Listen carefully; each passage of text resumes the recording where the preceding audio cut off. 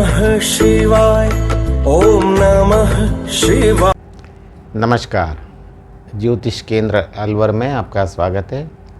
मैं एस्ट्रोलॉजर संजीव आज आपको आपके साथ इस वीडियो में लड़के लड़कियों के विवाह में विलंब के क्या कारण हो सकते हैं और उनके क्या उपाय हो सकते हैं। देखिए, आजकल का जो आधुनिक युग है उसमें लड़के और लड़कियां दोनों ही का पढ़ाई पर विशेष जोर रहता है।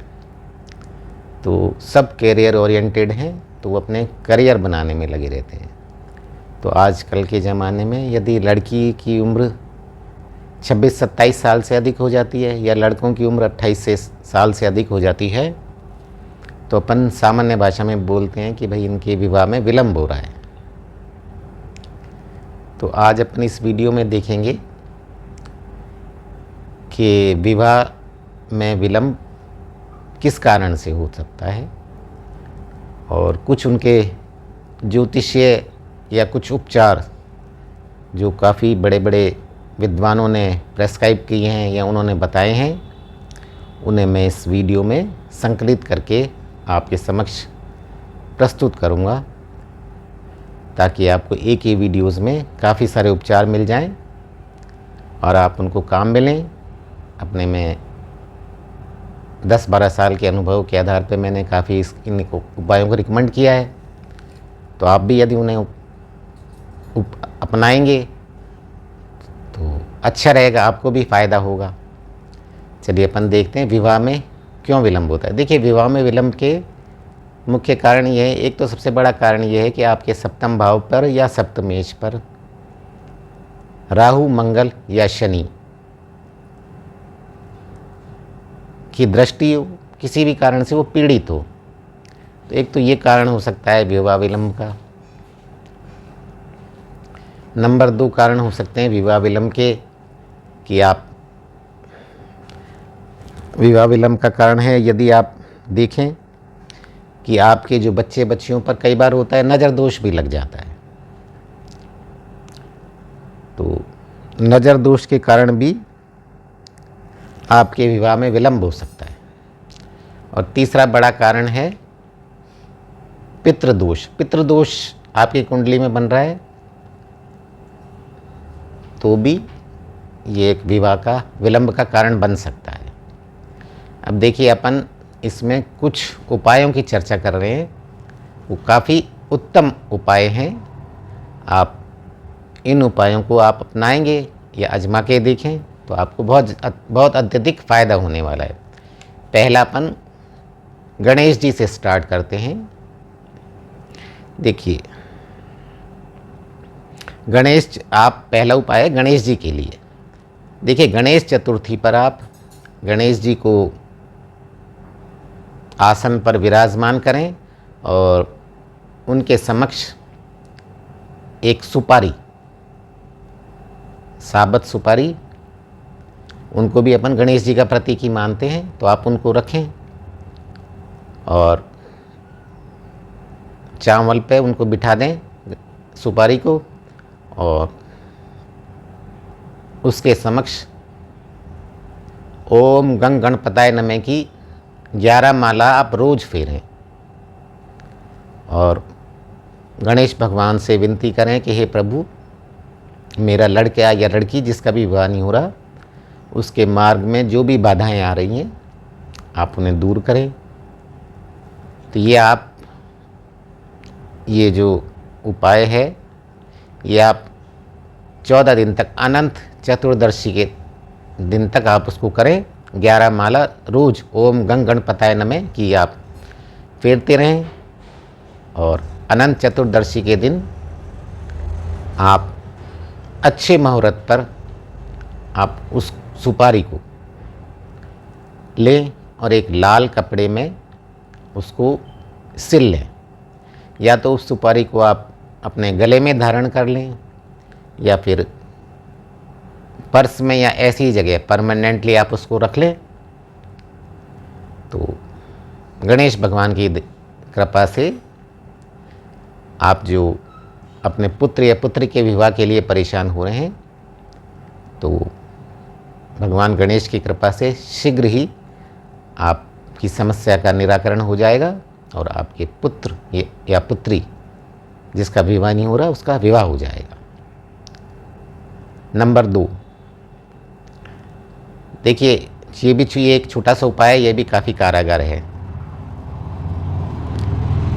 जिस भी बच्चे या बच्ची की विवाह नहीं हो रहा, विवाह में बाधा आ रही है, तो आप उसको कहें कि तुम दक्षिण की तरफ सिर करके सो और अपने सामने उत्तर में वो पूर्ण चंद्रमा, पूर्णिमा का चंद्रमा, उसका एक चित्र लगा लें और जब भी उठे, जब भी उनको मौका मिले वो उसको देखते रहें। देखिए चंद्रमा है वो मन का कारक है, तो आप जितना उसको कंसंट्रेट करेंगे पूर्ण चंद्रमा के चित्र को, तो उतना ही आपका मन प्रफुल्लित होगा, मन अच्छा होगा। उससे धीरे धीरे बच्चे का जो विवाह में रुकावट आ रही है या वो मन नहीं बना पा रहा, तो धीरे धीरे उसका मन विवाह की तरफ अग्रसर होगा और विवाह के भरपूर चांसेस बनेंगे। अब नंबर 3, तीसरा उपाय, ये भी काफ़ी कारागार उपाय है। ये उपाय हनुमान जी महाराज से संबंधित है और इस उपाय को आप मंगलवार या बृहस्पतिवार को से शुरू कर सकते हैं। देखिए आपको सिर्फ ये करना है, मंगलवार को यदि आप करते हैं या बृहस्पतिवार को करते हैं, कोई भी दिन आप चुन लें, क्योंकि पुत्री के लिए बृहस्पति विवाह का कारक है और मंगल के बिना विवाह संभव नहीं है। मंगल आपके मांगल्य का प्रतीक है। तो आप मंगलवार या बृहस्पतिवार को, जो भी आपको ठीक लगे, उस दिन आप इस उपाय को स्टार्ट करें।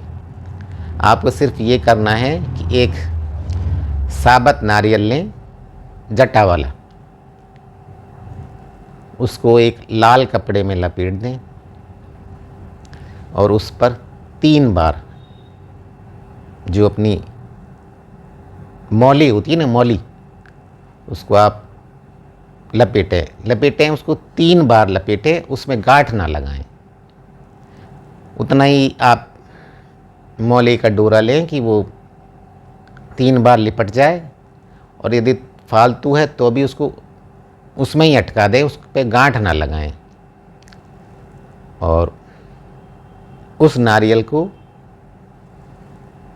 हनुमान जी महाराज के चरणों में रख दें और 7 बार आप हनुमान चालीसा का पाठ करें। 7 बार हनुमान चालीसा बोलें और हनुमान जी महाराज से विनती करें कि हे प्रभु, हमारी पुत्र या पुत्री के विवाह में जो भी बाधा आ रही है, किसी भी कारण से आ रही है, ग्रहों के कारण आ रही है, नज़र दोष के कारण या पितृदोष किसी भी कारण से आ रही है, तो हे हनुमान जी महाराज, हमारी पुत्र या पुत्री का विवाह संपन्न करावें। तो हनुमान जी महाराज की कृपा से आपके पुत्र या पुत्री का शीघ्र विवाह संपन्न हो जाएगा। देखिए जो भी माँ या बाप इस उपाय को करे, वो जिस दिन करे मंगल या बृहस्पतिवार को, उस दिन वो नमक ना खाए और साथ में एक छोटा सा उपाय और कर ले। एक छोटा सा पीला कपड़ा ले और एक हल्दी की गांठ ले, उसको वो पीली मौली से 3 बार उसको बांध ले। ये उपाय लड़का या लड़की जिसका विवाह नहीं हो रहा उसको ही करना है, ये माँ बाप को नहीं करना। वो उसको बांध ले 3 बार और यदि मौली का डोरा फालतू है तो उस पर गांठ ना लगाए, उस पर लपेट दे और उस हल्दी की गांठ को वो बच्चा हमेशा अपने साथ रखे, पर्स में रखे, जहाँ भी रखे अपने साथ हमेशा रखे। तो हनुमान जी की कृपा से शीघ्र ही आपके जो पुत्र या पुत्री जिसके विवाह के कारण आप परेशान हैं, तो वो विवाह संपन्न हो जाएगा। एक चौथा उपाय और है, ये तुलसी का उपाय है। देखिए, हर घर में तुलसी का पौधा होता है, और यदि किसी घर में तुलसी का पौधा नहीं है और पुत्र या पुत्री के विवाह से परेशान है, तो एक तुलसी का पौधा लगाए अपने घर में। ठीक है, तुलसी का पौधा लगाए वो, और 21 हल्दी की गांठ ले। यदि पुत्री का विवाह नहीं हो रहा तो ये उपाय बृहस्पतिवार से करें, और यदि पुत्र का विवाह नहीं हो रहा तो ये उपाय वो शुक्रवार से करें। इसको 21 दिन तक करना है। इस उपाय को 1 हल्दी की गांठ लें, उस पर केसर और चंदन का टीका लगावें, और उस हल्दी की गांठ को पहले आप गंगा जल से धो लें, फिर आप उस पर केसर और चंदन का मिला के टीका लगाएं, और फिर उस पर पीली मौली उस पर गांठ पर लपेट दें 7 बार, और तुलसी का जो आपने पौधा लगाया है वहाँ आप उसको रख दें, और माँ तुलसी से आराधना करें, हे तुलसी माँ, मेरे पुत्र या पुत्री का विवाह संपन्न करावें। देखिए, इसमें आपको 3 बार टीका लगाना है। पहला टीका आप लगाएं, तब आप तुलसी माँ से प्रार्थना करें कि हे तुलसी माँ, यदि मेरी बच्ची के कुंडली में राहु, मंगल या शनि पुत्र या पुत्री के विवाह में बाधक बन रहे हैं, तो आप उस बाधा को दूर करें। फिर दूसरा टीका लगाएं उस पर, और टीका लगा के फिर आप प्रार्थना करें, हे तुलसी माँ, यदि मेरे बच्चे पर किसी भी प्रकार का नज़र दोष हो जिस कारण मेरी बच्ची का विवाह संपन्न नहीं हो रहा, तो आप नज़र दोष से मेरी बच्ची को बचाएं या बच्चे को बचाएं, ताकि इसका शीघ्र विवाह संपन्न हो जाए। फिर आप तीसरी बार फिर उस पर केसर और हल्दी का टीका लगावें, और फिर उनसे प्रार्थना करें कि हे तुलसी माँ, यदि मेरे बच्चे पर किसी भी प्रकार का पितृदोष बन रहा है, तो आप मेरी बच्ची को उस पितृदोष से मुक्त करें और मेरी बच्ची का शीघ्र विवाह संपन्न कराएं। आप एक मिट्टी का घी का दिया जलाएं, और आप प्रार्थना करें तुलसी माँ से, और ओम नमो भगवते नमः का 21 बार जाप करें।